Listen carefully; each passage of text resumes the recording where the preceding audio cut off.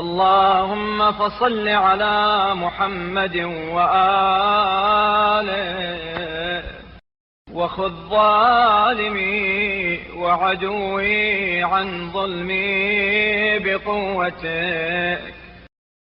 اے اللہ رحمت نازل فرما محمد صلی اللہ علیہ وآلہ وسلم اور ان کی آل پر، اور اپنی قوت و توانائی سے مجھ پر ظلم کرنے والے اور مجھ سے دشمنی کرنے والے کو ظلم و ستم سے روک دے۔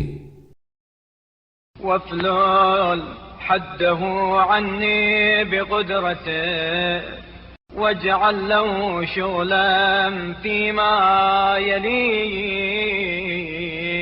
وعجزا عما يناوي، اور اپنے اقتدار کے ذریعے اس کے حربے کند کر دے اور اسے اپنے ہی کاموں میں الجھائے رکھ، اور جس سے آمادہ دشمنی ہے اس کے مقابلے میں اسے بے دست و پا کر دے۔ اللهم صل على محمد وآله ولا تسوغ له ظلمي وأحسن عليه عوني۔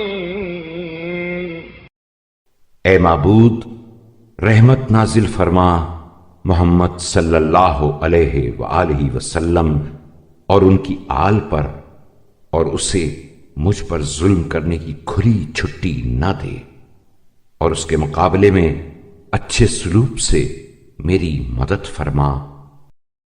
وعصمني من مثل أفعاله ولا تجعلني في مثل حاله، اور اس کے برے کاموں جیسے کاموں سے مجھے محفوظ رکھ، اور اس کی حالت ایسی حالت نہ ہونے دے۔ اللهم صل على محمد وآله وأعدني عليه عدوى حاضرة تكون من غيظي بي شفاء۔